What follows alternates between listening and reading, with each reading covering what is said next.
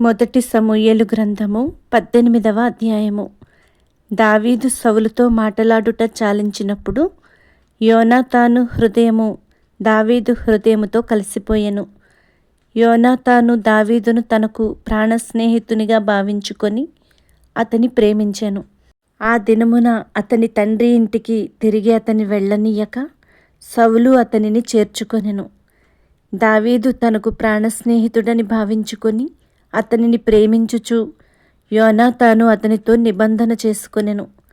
మరియు యోనాతాను తన దుప్పటిని, తన కత్తిని, తన విల్లును, నడికట్టును తీసి దావీదునకిచ్చెను.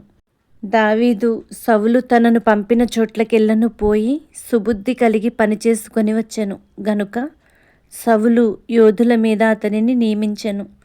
జనులందరి దృష్టికిని సౌలు సేవకుల దృష్టికిని దావీదు అనుకూలుడై ఉండెను.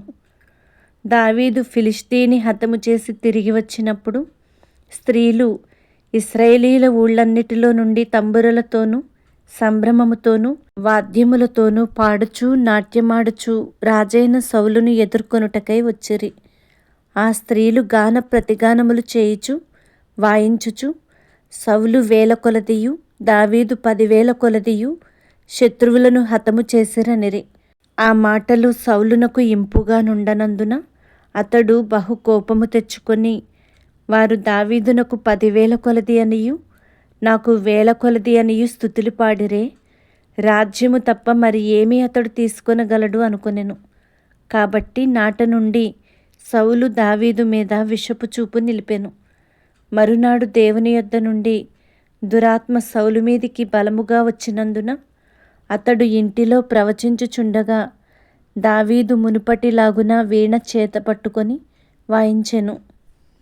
ఒకప్పుడు సౌలు చేతిలోనొక ఈటె ఉండగా దావీదును పొడిచి గోడకు బిగించుదుననుకొని సౌలు ఆ ఈటెను విసిరెను. అయితే అది తగలకుండా దావీదు 2 మారులు తప్పించుకొనెను. యెహోవా తనను విడిచి దావీదునకు తోడయుండుట చూచి సౌలు దావీదునకు భయపడెను.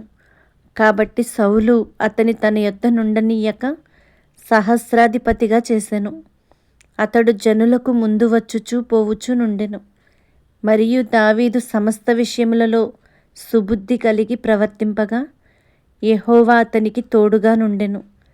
దావీదు మిగుల సుబుద్ధి గలవాడై ప్రవర్తించుట సౌలు చూచి మరీ అధికముగా అతనికి భయపడెను.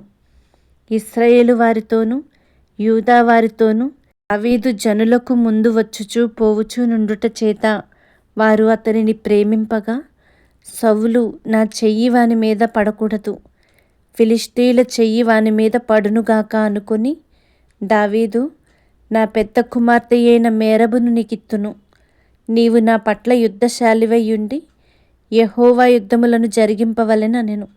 అందుకు దావీదు రాజునకు అల్లుడనగుటకు నేనెంతటివాడను, నా స్థితి అయినను ఇశ్రాయేలులో నా తండ్రి కుటుంబమైనను ఏపాటివని సౌలుతో అనెను.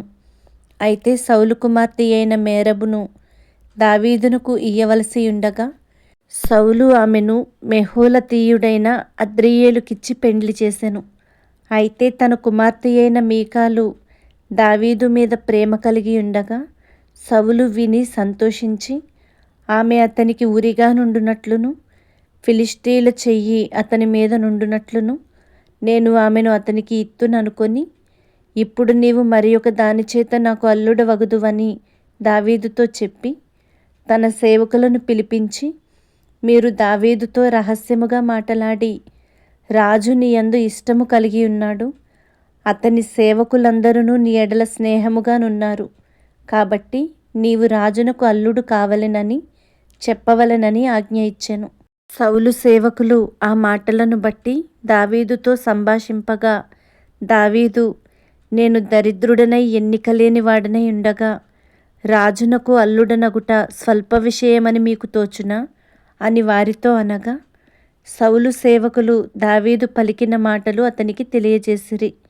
అందుకు సౌలు ఫిలిష్తీయుల చేత దావీదును పడగొట్టవలెనన్న తాత్పర్యము గలవాడై రాజు ఓలిని కోరక రాజు శత్రువుల మీద పగ తీర్చుకొనవలెనని ఫిలిష్తీయుల 100 ముందోళ్లు కోరుచున్నాడని దావీదుతో చెప్పుడనెను.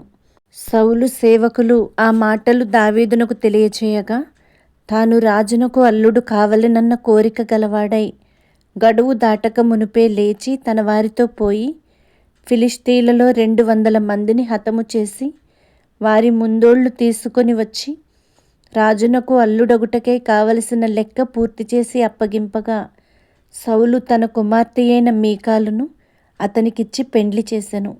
యెహోవా దావీదునకు తోడుగా నుండుటయు తన కుమార్తె అయిన మీకాలు అతని ప్రేమించుటయు సౌలు చూచి దావీదునకు మరి ఎక్కువగా భయపడి ఎల్లప్పుడూ దావీదు మీద విరోధముగా ఉండెను.